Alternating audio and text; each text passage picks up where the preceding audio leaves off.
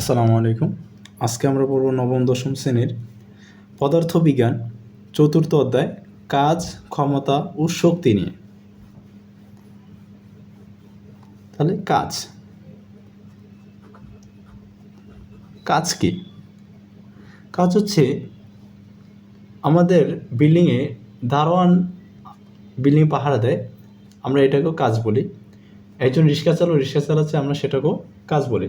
কিন্তু পদার্থবিজ্ঞানের ভাষায় কাজের একটা আলাদা সংজ্ঞা আছে। যদি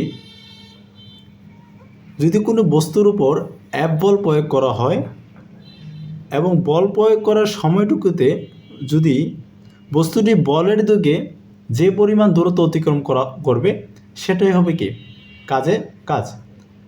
তাহলে পদার্থবিজ্ঞানের ভাষায় হচ্ছে কি, কোনো বস্তুতে যদি বল প্রয়োগ করা হয়, বল প্রয়োগের ফলে বলের দিকে বল যেদিকে প্রয়োগ করা হয়েছে বস্তুর সরণ যদি সেদিকে ঘটে, তাহলে বল এবং সরণের গুণফলকেই কি বলা হয়? কাজ বলা হয়। এখানে এটা একটা বস্তু, এটাকে যদি এক বল প্রয়োগ করা হয় তাহলে এই দিকে যে বল প্রয়োগ করছে বস্তুর সরণ যদি এদিকে এস পরিমাণ হয়, তাহলে এই বল এবং সরণের গুণফলটাকে আমরা কি বলবো? কাজ বলবো। এখন তুমি এটা হচ্ছে বস্তুটা, বল প্রয়োগ করছো এদিকে, এক বল যদি এদিকে প্রয়োগ করো কিন্তু বস্তুর সরণ যদি এদিকে হয় সেক্ষেত্রে কোনো কাজ হবে না, কাজের মান শূন্য। তাহলে আমাদের কাজের সংজ্ঞা হচ্ছে কি, আমরা লিখতে পারবো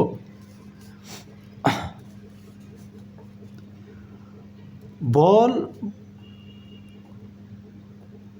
তাহলে কাজের সংজ্ঞাটা কিভাবে দেওয়া যায়? বল এবং বলের দিকে যে পরিমাণ সরণ হবে, বল ও বলের দিকে যে পরিমাণ সরণ হবে সেইটুকু সরণের গুণফলকেই কি বলা হবে? আমাদের কাজ বলা হবে। তাহলে লিখতে পারবো বল ও বলের দিকে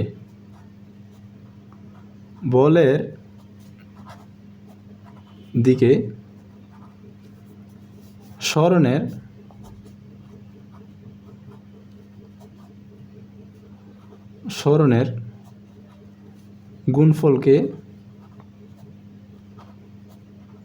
গুণফলকে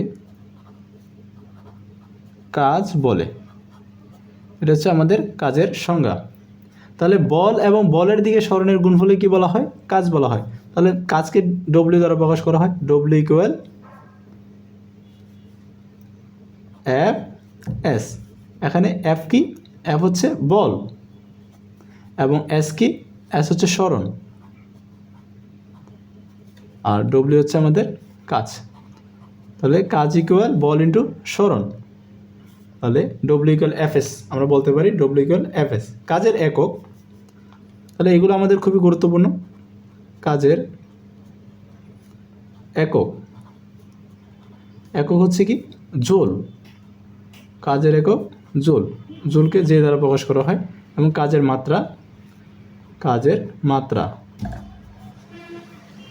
মাত্রা হবে M L square T inverse 2। আমরা জানি বল হচ্ছে একটি ভেক্টর রাশি, এবং সরণও একটি ভেক্টর রাশি। কিন্তু কাজ হচ্ছে স্কেলার রাশি। কাজ একটি স্কেলার রাশি, এটা মাথায় রাখতে হবে। কাজ হচ্ছে কি? কাজ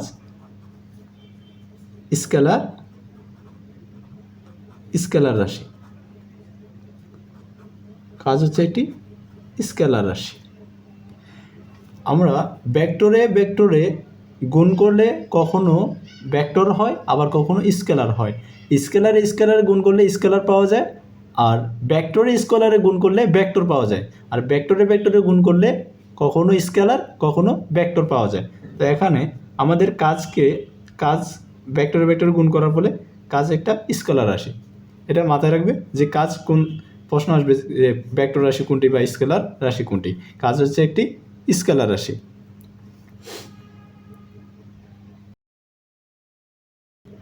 তোমাদের বইয়ে বলা হয়েছে এই মনে করো একটা বস্তু আছে এখানে, এই বস্তুতে যদি F বল প্রয়োগ করা হয়, F বল প্রয়োগ করার ফলে F পরিমাণ বল প্রয়োগ করা অবস্থায় বস্তুটি সরণ হয়েছে S মিটার। হ্যাঁ, এখন গতিশীল করে এতটুকু অবস্থায় গতিশীল করে বস্তুটিকে ছেড়ে দিলে বস্তুটি আরও D দূরত্ব অতিক্রম করে। প্রথম দেখো, এখান থেকে বস্তুটিকে বল প্রয়োগ করা শুরু করছো, এতটুকু পর্যন্ত S দূরত্ব অতিক্রম করা পর্যন্ত বস্তুটি কী করছো, বলই প্রয়োগ করছো, কিন্তু S দূরত্ব অতিক্রম করার পরে আর বল অপসারণ করে ফেলছো, বল সরাই ফেলছো, এখানে আর বল দেওয়া হয় নাই। এখন বস্তুটি গতিশীল অবস্থায় আছে, নিজে নিজে এখানে D পরিমাণ দূরত্বে গিয়ে বস্তুটি থেমে গেছে। এখন বলছে কাজ বের করার জন্য। এখন দেখো আমরা কি বলছিলাম, আমরা সংজ্ঞায় কি বলছিলাম, বল এবং বলের দিকে যে সরণ ঘটে সেই সরণের গুণফলকে কাজ বলা হবে। এখন দেখো S থেকে এই বিন্দু থেকে S দূরত্ব অতিক্রম করা পর্যন্ত আমাদের কি দেওয়া হয়েছিল, বল প্রয়োগ করা হয়েছে। এজন্য আমাদের এতটুকু পর্যন্ত আমাদের কি আছে, কাজ আছে, এতটুকু পর্যন্ত আমাদের কাজ আছে। কিন্তু বল যখন অপসারণ করে ফেলা হয়েছে তখন বস্তুটা নিজে নিজে এতটুকু গেছে, ওইখানে কিন্তু আমাদের কোনো কী দেওয়া হয় নাই, বল প্রয়োগ করা হয় নাই। যেহেতু বল প্রয়োগ করা হয় নাই সেটা এখানে আমাদের কোনো কি নেই, কাজ নেই। তাহলে W=Fs। কিন্তু এখানে দেখো, এখানে তো আমাদের এই জায়গাটার জন্য আমাদের F এর মান কত, 0 গুণন D। তাহলে 0 গুণন D মানে কত, 0, অর্থাৎ কাজের মান 0। এই জায়গাটার জন্য কাজের মান 0, কিন্তু এই জায়গাটার জন্য কাজের মান হচ্ছে কি W=Fs। আশা করি বোঝাতে পারছি। তোমাদের বইয়ে একটি উদাহরণে প্রশ্ন দিয়েছে। প্রশ্নটা হলো, তোমার বর 50 কেজি, তুমি 10তলা বিল্ডিংয়ের উপরে উঠেছ, তুমি কত কাজ করেছ? এবং সেখানে দিয়ে দিছে যে প্রতি তলার উচ্চতা হচ্ছে 3 মিটার।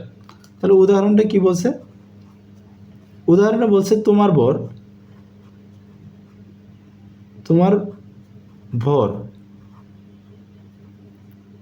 ভর কত, 50 কেজি।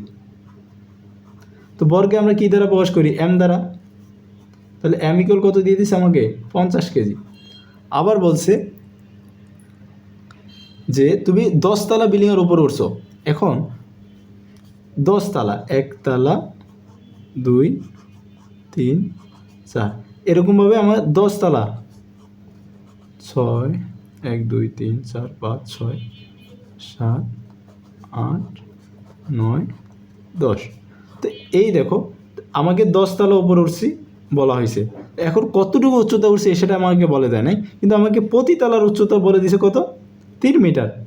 তো প্রতি তলার উচ্চতা যদি 3 মিটার হয় তাহলে 10তলার উচ্চতা কত হবে, 30 মিটার। তাহলে H= আমাকে দিয়ে দিছে 10 × 3, অর্থাৎ হচ্ছে 30 মিটার।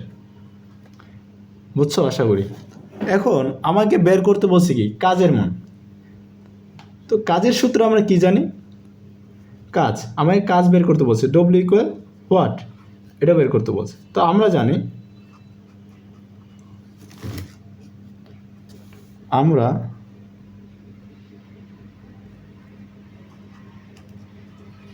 আমরা জানি W=Fs।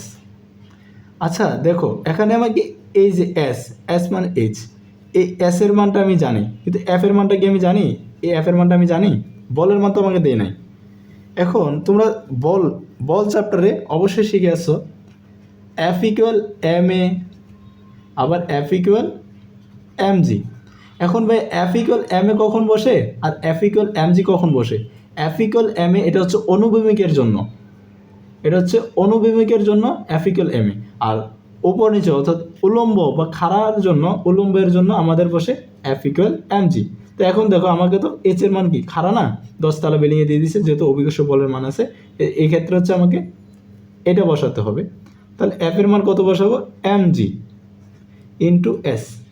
এখন দেখো M এর মান কত, M এর মান আমাকে দিয়েছে 50 কেজি, গুণন G এর মান কত আমরা জানি, G এর মান G = 9.8 ms−2, এটা আমাদের মুখস্থ মান। 9.8 গুণন S এর মান কত, 30 মিটার। তো আমাদের আসে হচ্ছে 14,000 700 জুল। এটা হচ্ছে আমাদের আনসার। আশা করি বুঝছো।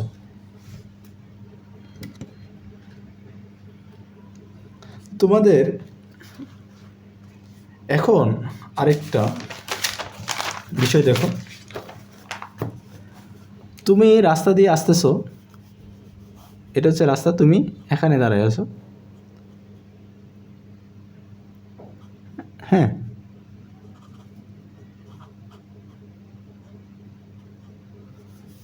আর হচ্ছে একটা গাড়ি এদিক দিয়ে আসতেছে, একটা গাড়ি এদিক থেকে আসতেছে।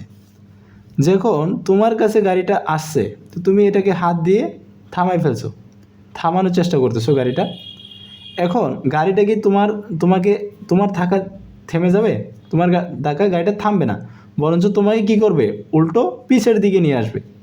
তুমি যাচ্ছিলে এদিকে, কিন্তু তোমার বল কোন দিকে, গাড়িটা থামানোর দিকে না, অর্থাৎ গাড়িটা আসতেছে এদিকে, কিন্তু তুমি তো বল প্রয়োগ করে গাড়িটাকে থামানোর চেষ্টা করছো, তাহলে তোমার বল হচ্ছে এদিকে। কিন্তু গাড়ি তোমাকে ঠেলে নিয়ে আসতেছে কোন দিকে, পিছনের দিকে। গাড়ি তোমাকে ঠেলে নিয়ে আসতেছে এইদিকে। দেখো, তোমার স্মরণ হওয়ার কথা ছিল এদিকে, কিন্তু স্মরণটা হয়ে গেছে এদিকে, তাহলে বিপরীত দিকে না? তাহলে এটা হচ্ছে কি মাইনাস এস। তো এক্ষেত্রে আমরা লিখতে পারবো এফ ইকুয়াল মাইনাস এস, তাহলে হচ্ছে মাইনাস এফ এস। এটাকে বলা হয় হচ্ছে আমাদের ঋণাত্মক কাজ, ঋণাত্মক বা নেগেটিভ কাজ। অর্থাৎ কোনো গতিশীল বস্তু তোমার দিকে আসছে, তুমি এফ বল প্রয়োগ করে যদি বস্তুটিকে থামানোর চেষ্টা করলে, কিন্তু বস্তুটি তোমার দিকে ঠেলে এস দূরত্বে পিছিয়ে নিয়ে গেল, তোমাকে ঠেলে এস দূরত্বে পিছিয়ে নিয়ে গেল। এখানে তোমার বল প্রয়োগ করা কতটুকু কাজ করছে, ঋণাত্মক, এটাকে বলা হয় নেগেটিভ কাজ। এখন এটাকে আরেক ভাষায় বলা হয় হচ্ছে,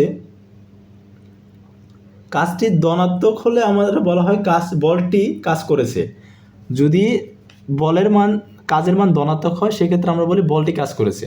আর যদি কাজের মান ঋণাত্মক হয়, এই দেখো এটা হচ্ছে ঋণাত্মক, যদি কাজের মান ঋণাত্মক হয় সেক্ষেত্রে আমরা বলি কি, যে বলের ওপর কাজ করা হয়েছে। ধনাত্মক হলে বলি বলটি কাজ করেছে, আর যদি ঋণাত্মক হয় তাহলে তখন আমরা বলি হচ্ছে বলটির উপর কাজ করা হয়েছে। আজকের পর্ব এতটুকু পর্যন্তই, আগামী পর্ব ইনশাল্লাহ খুব তাড়াতাড়ি দিব। অবশ্যই আমার চ্যানেলটি সাবস্ক্রাইব করবে। ধন্যবাদ। আসসালামু আলাইকুম।